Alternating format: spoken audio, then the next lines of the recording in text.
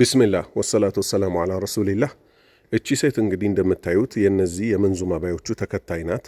መንዙማ ባዮቹ በየዕለቱ ውርደታቸውን እየቀመሱ ነው። ምክንያቱም አላህ ዘንድ የተዋረደ ስራ እየሰሩ ስለሆነ፣ የነቢዩን ዲን ለማዋረድ ከውስጥ እየለፉ ስለሆነ። እነፎ የሚባሉት ግለሰቦች ነቢዩ ሙሐመድን ሰለላሁ ዐለይሂ ወሰለም ከውጭ ነው የሚሰድቧቸው።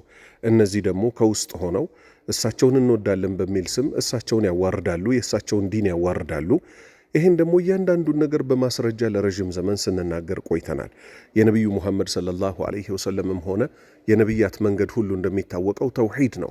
አምልኮን ለአንድ አላሁ ስብሓነሁ ወተዓላ ብቻ መስጠት፣ የአላሁ ስብሓነሁ ወተዓላን ብቸኛ ፈጣሪነት፣ ብቸኛ ተመላኪነት፣ ለእሱ ስምና መገለጫዎች እንዳሉት ማረጋገጥ ነው።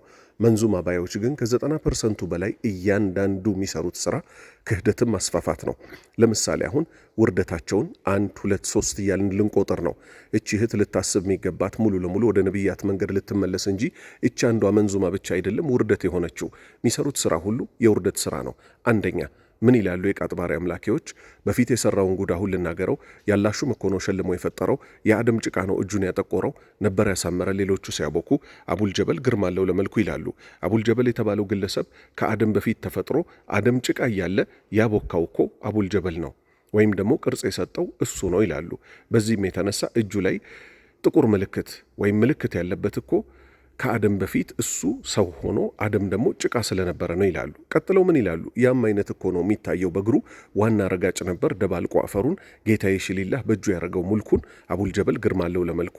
ከ7 ሰማይ 7 ምድር ድረስ ያለው ስልጣን በጠቅላላ ለአቡልጀበል ነው።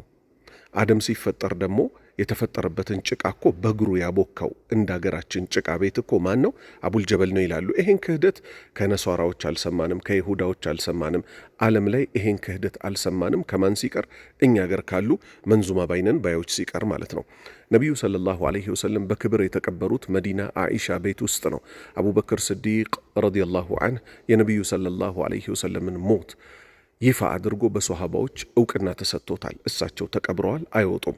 መንዙማ ባዮች ግን ምን ይላሉ? የሀገራችን አይዟችሁ ተደሰቱ፣ መውሊድ የመጣችሁ ከና ሶሃባዎቹ ነቢ መጡላችሁ ብለው ነቢዩ ሙሐመድን ይቆሙላቸዋል። ነቢዩ ሙሐመድ ሰለላሁ ዐለይሂ ወሰለም ደግሞ እነዚህን ግለሰቦች አዋረዷቸው። ምን ሲሉ? የቅያማ ቀን ቀብሬ ተከፍቶልኝ ለመጀመሪያ ጊዜ የምወጣው እኔ ነኝ አሉ። አሁንም የድፍረታቸው ድፍረት ምን ይላሉ? ያቀምረል መካ አሰላሙ አለይካ፣ ልቤ ባንቱ በእርሶ ተመካ ይላሉ። እኛ ልባችን የሚመካው በአንድ አላሁ ስብሓነሁ ወተዓላ ብቻ ነው። ከአላሁ ስብሓነሁ ወተዓላ ውጭ ባለ አካል ልቤ ተመካ የሚል ሰው በእስልምና ድርሻ የለውም። ምንመካው የምስራቅና የምዕራቡ ጌታ በሆነው የ7 ሰማይ 7 ምድር ጌታ በሆነው በአንድ አላሁ ስብሓነሁ ወተዓላ ብቻ ነው። አሁንም ሌላ ውርደታቸው ደግሞ ምን ይላሉ? አላሁመ ሰሊ ዓላ ሙሐመድ፣ መገን ነቢይ የሁሉ ቀላቢ ይላሉ።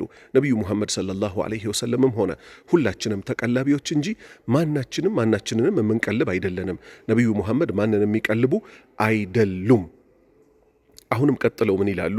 ረቢዕ አወል የገባ ጊዜና በሃኢሙ ሁሉ ያቀርባል ምስጋና ለመውሊድ አድርገን እያለ መውላና። እንስሳዎች ጠቅላላ ረቢዕ አወል ሲገባ ለአላህ ምን ይሉታል? ለረቢዕ እንታረድ ይሉታል። ውሸት ነው። ስለዚህ ነቢዩ ሙሐመድ ሰለላሁ ዐለይሂ ወሰለም